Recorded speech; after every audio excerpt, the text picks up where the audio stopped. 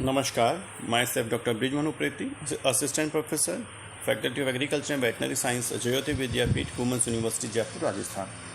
So today's our topic is certification process and standards of organic farming. Means how we can certify our organic farming, how we can certify our organic system. Okay, so how we can certify, we will discuss on general requirement for certificate. Okay, so what are the basic requirements for the certification of organic product and organic system? So a registered operator shall complete with national program for organic production norms and shall adhere to the national standards for organic production. Okay, national standard for organic production, NSOP, National Program for Organic Production, NPOP. As I already told you that for your answer writing you need to write these kind of terminology, make notes of only the 2 pages or 1 page to 1 page and just write the all the short forms and then their elaborate form. Okay, and TNOCD, General Standard for Organic Agriculture Production, Animal Husbandry Production, Honey, Wild collection, processing, packaging, storage, labeling and transport standards. So we can register or can we get certification for these things. Okay, prepare, implement and update annually an organic production plan and submit to Tamil Nadu Organic Certificate Development every year. Tamil Nadu Organic Certificate Development Center is in Tamil Nadu. Okay,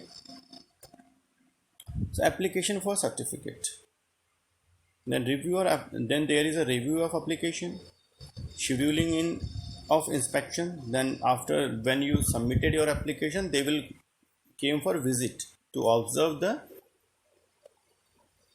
root base or the root level understanding that whatever you provided in application, is it true or not. So they will visit your farm or your any storage system wherever whatever you want to register or get you want certificate, they will observe it. Okay, verification during inspection they will verify every single point whatever you mentioned in your application form. Means production quantity, which kind of product you are making, which kind of machinery you have. So they will observe all these kind of materials. Okay, so you need to know about the basic requirement of the system. Will positively benefited by these kind of natural fertilizers. Second one is sell product at higher price. Generally organic food production require more labor than conventional, greater management knowledge and skill, and implies a potential lower yield. Therefore, producers generally include a price premium or organic product market them more expensive than conventional. Okay, increased consumers interest. Demand for the organic product has dramatically increased in the past 15 years. I mean, in 15 years the organic products are in more demand, because now we can say that corona is in very much intensity. Number of cases of corona are coming day by day. So what people are doing, people are going towards the natural things. They are using natural product, they are using organic food, because they know that all these kind of pandemics, all these kind of diseases are through chemicals or synthetic things. So in past 15 years the demand of organic product is increased and the threat is not showing any indication of showing down. Okay, increasing demand means we need to produce more supplies, we need more farmers to accept this kind of agriculture systems so that we can fulfill these kind of demands. Okay, so the first step is the selection of crops. Which kind of crops we should select? When we speak about farm condition, we are considering soil and climate condition as well as biotic factors. Okay, so what are the climatic conditions which we required for the production of good organic product? So climatic conditions include temperature, rainfall, relative humidity, because all these climatic conditions are directly indirectly responsible for good product. Average hours of sunlight, other site specific factors such as frequency of extreme weather conditions. Means if we are doing organic farming in hilly areas, in desert areas, so which kind of conditions we should apply or we are going to face, we need to know about these kind of conditions. So temperature, rainfall, obviously, because water is required for relative humidity, because more humidity means more germination and flourishing of the plants. Average hours of sunlight, okay, sun period, sunlight is very much important. Okay, what are the soil conditions? As we discussed in previous slide also, we are discussed today also, that healthy soil and the soil is the most important factor for the successful production of good organic product. Okay, so what are the soil conditions? Soil conditions include soil texture. Okay, so we have texture, which are the texture ingredients. Means first of all, gravel, which is stones in soil, gravel. Then second is sand, then third is silt, then fourth is clay. The most fine particles, clay, then bigger than clay is silt, then sand, then gravel. Okay, sand, silt, clay.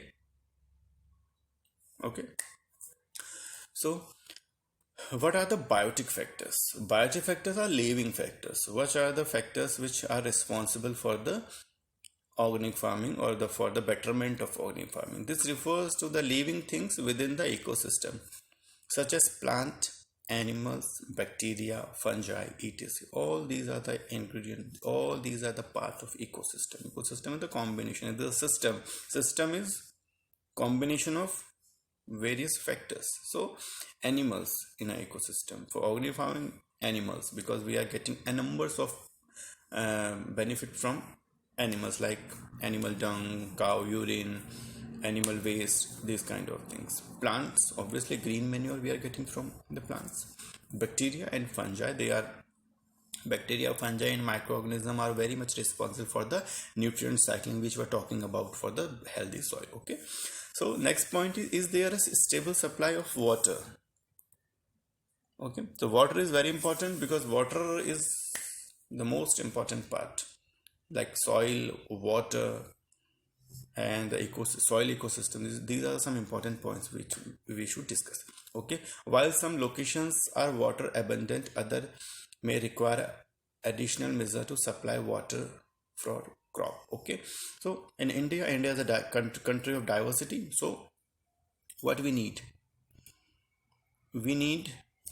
a proper water. Some areas, like hilly areas or some areas, they have a good amount of water, but some areas of country, like dry lands or some hilly areas, because where water is proper, but water channeling or management of water irrigation is not proper. So for that we need different type of management systems, like drip irrigation is a very good concept, sprinklers, and these kind of systems, like drip irrigation and sprinklers, through which we can just fulfill the water requirement. Okay.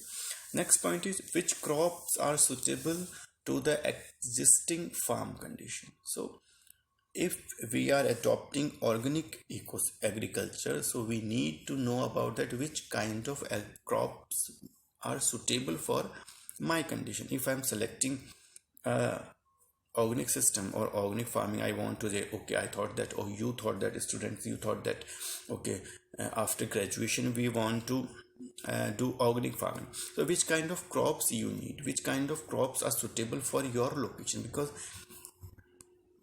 we are from different, some students are from Rajasthan, some students from Haryana, some students from Bihar. So we students are from different localities, and every locality have a specific kind of crop system. So for that, first we need to know about the crops of our locality, which kind of crops are suitable for my locality.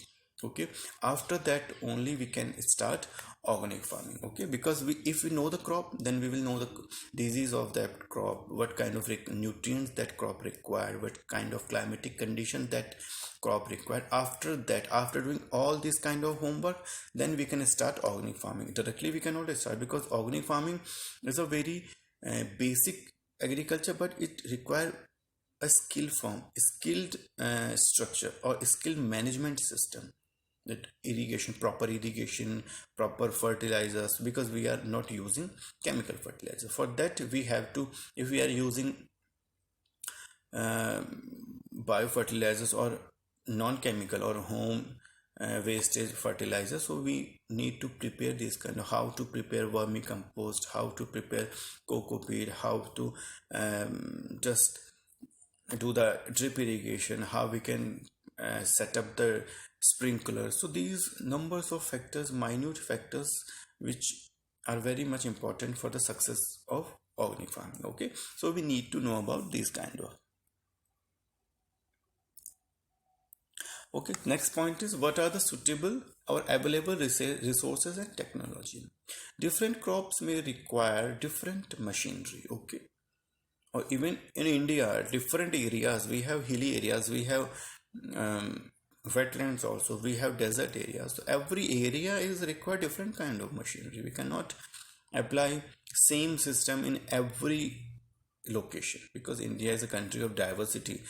Geographically we are also very diverse, so different crops may require different machinery. Okay, depending on the scale of your farm. Okay, so what point is that, if you have large farm, your large area of organic farming, you need different type of machine. If you have a small area, you need different type of machinery. So first of all, we need to know that which kind of farm I have, and how much farm I'm going to utilize, and which kind of machinery I need. You may want to consider planting crop that require that some machinery, or avoid plant varieties that require specialized equipments. Equipments are also varied from species to species and crops to crop.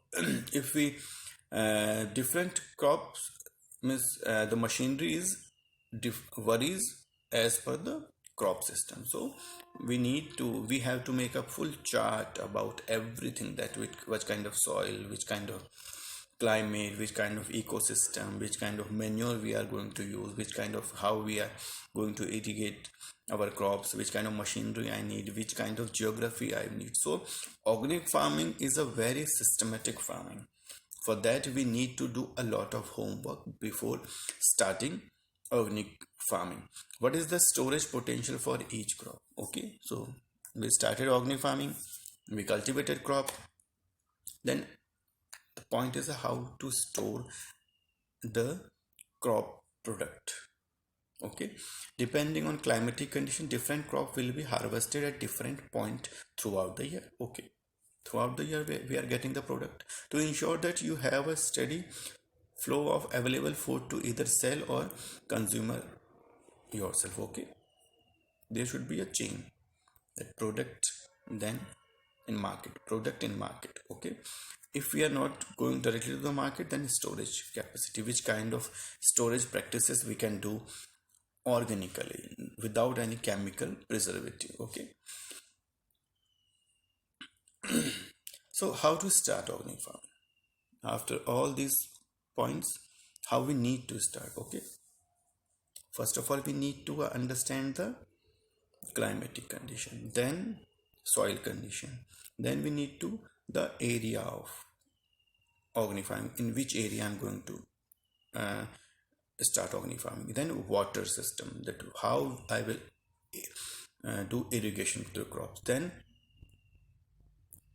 crop, suitable crop for my area, for my locality, then preservation, then market. Okay, so these are the steps. If you are thinking that okay, I will do the organic farming, so you need to know that all these steps, write down all these steps and just do that. Okay, if my locality is hilly area, my locality is desert area, I will do this kind of irrigation. My farm is small, my farm is large, I will adopt small machinery or large machinery, which kind of climatic condition, which kind of water condition, how I will irrigate my plant. So you need to make this kind of chart. Okay, so today's topic is about the start, how we can start the organic farming, or which kind of condition we require for organic farming. In next topic we will talk about the organic ecosystem. Okay, namaskar, thank you.